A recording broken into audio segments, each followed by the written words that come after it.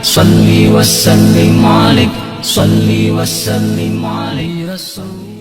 Hadirin hadirat muslimin muslimat yang dimuliakan Allah Subhanahu wa taala, sampai masanya tiba, datang malaikat membawa kain kafan min nur, dari cahaya. Lalu malaikat menampungnya, keluarlah roh. Sejuk terasa dari kaki, naik ke atas, naik, berhembuslah dia dari mulut.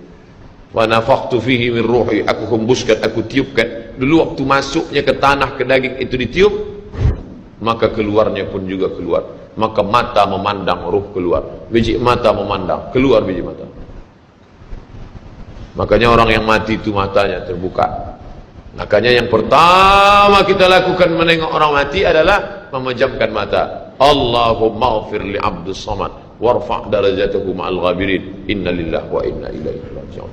Makanya saya jarang-jarang datang bila ada sebut, Ustaz ada orang meninggal dunia, sudah lama, baru sejam, nanti saya datang. Sebab apa? Saya takut nak pejamkan mata dia. Agak-agak sudah dipejamkan orang, baru saya datang. Saya datang, dah 3 jam, 4 jam, alhamdulillah saya datang. Belum tutup lagi. Iya. Kenapa? Menunggu Ustaz Somad. Paksalah saya tutup. Allahumma firli fulan ibn fulan warfa' darajatahu ma'al ghabirin, inna lillahi wa inna ilaihi. Mana istri yang katanya sayang, kaulah bulan, kaulah bintang, setengah nafasku pergi, buah hati bulayan jiwa. Ketika roh ada dari jasad, memang betul kata dia sayang, tapi manakala roh keluar dari jasad, dia pun takut menengok mata kita. Dia takut menengok kita. Dia takut jam pukul 2 malam, jam 1 tutup balik. Na'udzubillah. Begitulah kalau kematian sudah tiba. Sampai pada akhirnya dia tutup, innalillahi wa inna ilaihi raji'un. Selepas itu roh pun keluar, dibawa. Kalau dia baik, roh itu dibawa, dimasukkan ke dalam kain kafan min nur. Hadis riwayat Ahmad bin Hanbal. Lalu dibawa oleh malaikat sampai ke pintu langit. Malaikat bertanya, inikah orang yang amalnya selalu dibawa pagi, dibawa petang? Inikah orang yang amalnya selalu dibawa hari Kamis? Inikah amalnya yang selalu dibawa pada bulan nisfu Sya'ban? Ya, inilah orangnya. Kam min masyhurin fil ardi walam yakun ma'rufan fis sama. Bukan hadis. Berapa banyak orang yang namanya masyhur di bumi, tapi malaikat tak mengenal dia. Tapi berapa banyak orang yang tak masyhur di bumi, tapi malaikat mengenal dia. Mengapa? Karena amalnya pagi dan petang dibawa oleh malaikat. Orang ini mana? Belum datang. Orang ini mana? Belum datang. Orang ini mana? Belum datang. Disambut dia, disambut kedatangannya.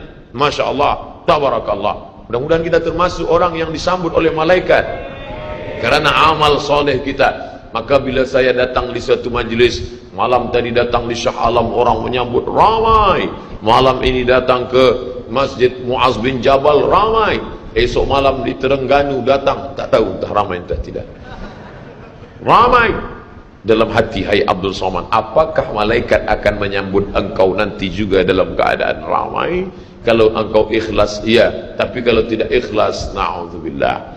Nabi Isra Mi'raj berjumpa dengan orang yang sudah lama mati. Bagaimana rasa kalian mati? Apa kata mereka? Seperti kambing yang dikuliti hidup-hidup, seperti tebasan pedang di tempat yang sama beratus kali, seperti kail mata pancing yang masuk ke dalam kulit yang basah, ditarik, disentapkan sehingga terikut dagingnya sampai keluar. Makanya selalu kita berdoa, Allahumma hawwin alaina fi sakaratil maut, taubatan qabla al-maut, taubat sebelum mati, wa rahmatan indal maut, dapat rahmat ketika mati, wa maghfiratan ba'dal maut, mendapatkan ampunan sebelum mati. Allahumma hawwin alaina fi sakaratil maut. Makanya doa selamat itu baca pelan. Baca pelan, renungkan. Ini sekarang banyak orang baca doa selamat cepat-cepat. Maut. Apa maut aja nih? Saya tak pernah menghafaz doa itu pakai kertas, tak pernah. Wa taubatan qabla al-maut, wa rahmatan 'indal maut, wa maghfiratan, belum pernah. Kenapa Ustaz boleh hafaz? Sebab dulu dibawa oleh ayah, dibawa oleh bunda, dibawa dalam acara tahlil, dibawa dalam kenduri orang mati, dibawa. Tiap hari telinga mendengar Tuan Imam membaca pelan, maka kita ingat. Taubatan qabla al-maut, wa rahmatan indal maut. Anak-anak kita ini walaupun mereka lari sana sembang sini, tapi telinga mereka mendengar. Dan anak-anak ini hafaz. Kadang anak hafaz, ibu bapa tak hafaz. Sebab apa? Sebab dia golden age, usia emas. Mereka hebat, mereka kuat ingatannya, menangkap hafazan itu begitu kuat. Maka kita ajarkan mereka doa itu pelan-pelan. Sebab bila kita ajar kuat-kuat, mereka balik, dia panggil, ibunda dia panggil, cuba engkau baca apa doa tadi? Allah maut, Allah maut. Apa mau aja ni?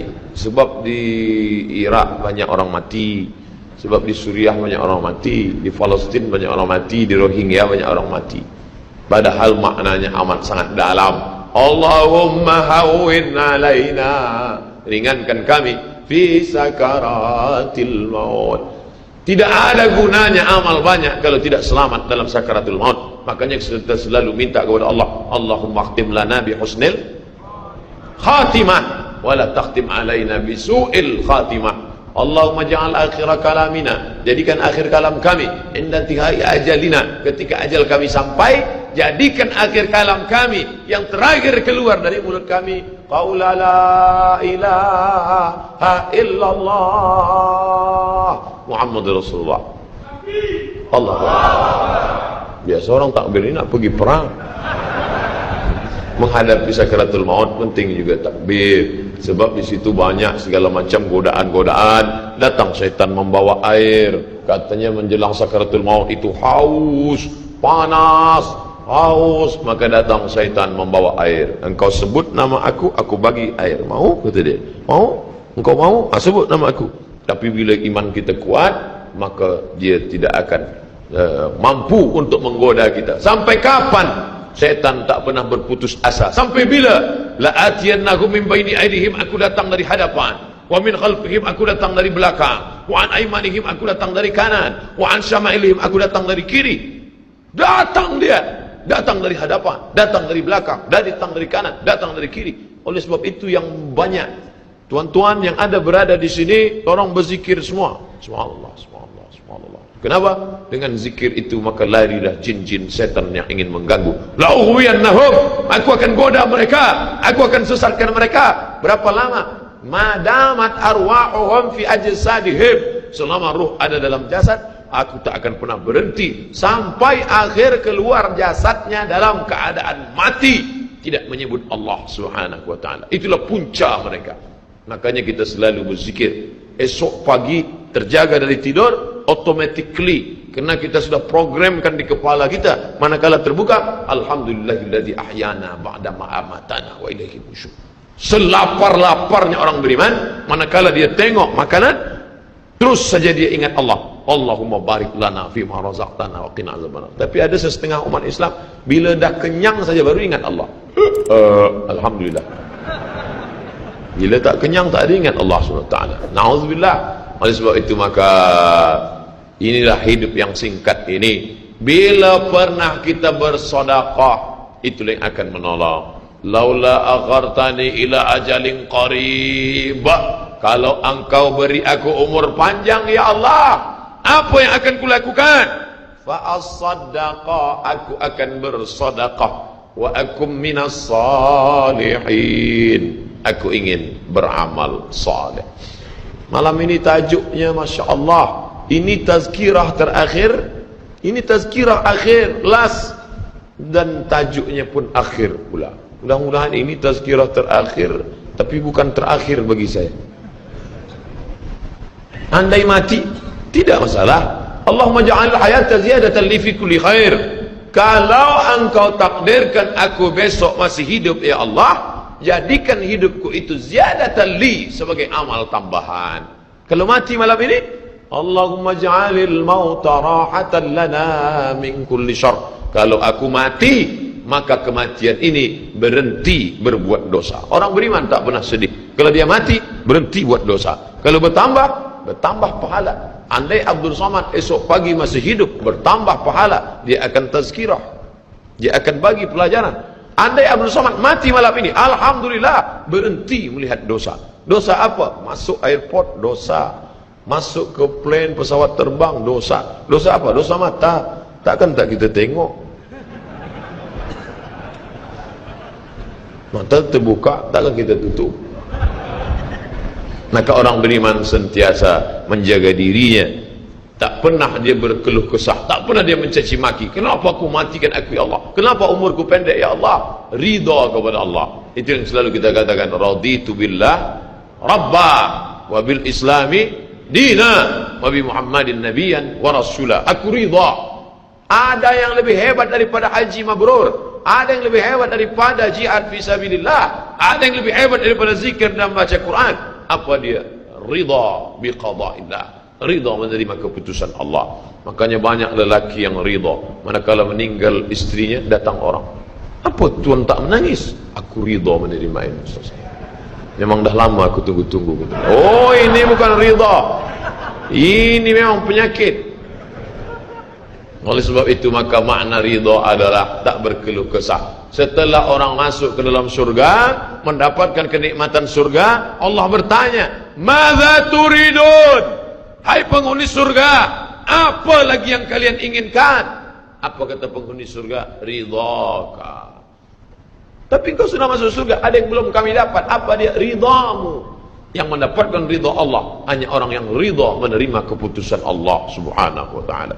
Man lam yarda bi qada'i, sesiapa sahaja yang tak ridha menerima takdirku, wa lam yasbir bi bala'i, yang tak sabar menerima ujianku, wal yatlub rabban siwaya, carilah Tuhan selain aku. Hadis ini dhaif. Tapi untuk targhib wa tarhib, untuk berikan semangat beramal, untuk fadail amal boleh dipakai, kerana ia bukan masalah akidah, bukan masalah halal haram.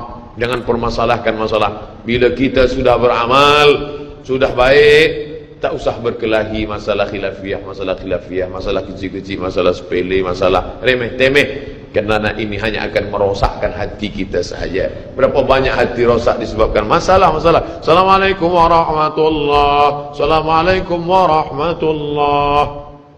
Apa salam-salam ni? Padahal hati sedang lembut. Selama ini dia berzina, selama ini dia minum khamar, selama ini dia mabuk, tak ada pernah orang marahkan dia. Tiba-tiba dia dah taubat, dia masuk masjid, Assalamualaikum warahmatullahi, Assalamualaikum warahmatullahi. Dia nak salaman, apa salam-salam? Tak boleh salam selepas sembahyang. Ini bid'ah, wa kullu bid'atin dhalalah, wa kullu dhalalatin finnar. Kata dia dalam hati, aku mabuk 20 tahun, tak ada orang bagi tahu mabuk tu haram. Ini aku dah taubat, salam kau kata haram. Ha, kata dia. Dia tinju.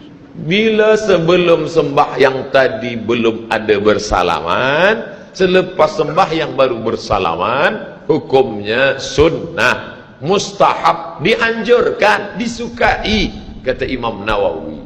Belum sembahyang tadi tak ada salam, sebab dia lambat. Allahu Akbar. Lepas sembahyang dia salam, mustahab, dianjurkan, baik, tak salah.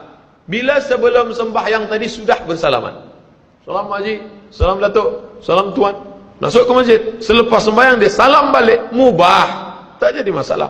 Yang tak boleh dalam sembahyang bersalaman, itu tak boleh. Datuk sehat, itu tak boleh.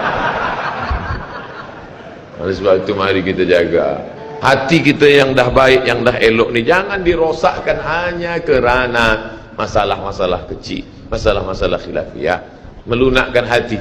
Kayu patah boleh disambung, kaca retak boleh direkat, tapi hati rosak, kemana obat akan dicari. Oleh sebab itu memperbaiki dengan akhlak. Al-adab fawqal ilmi, adab lebih tinggi daripada ilmu. Tak ada guna banyak ilmu, banyak kaji, banyak, tapi menyakitkan hati orang. Ada yang lebih hebat daripada ilmu. Apa dia? Adab. Al-adab fawqal ilmi.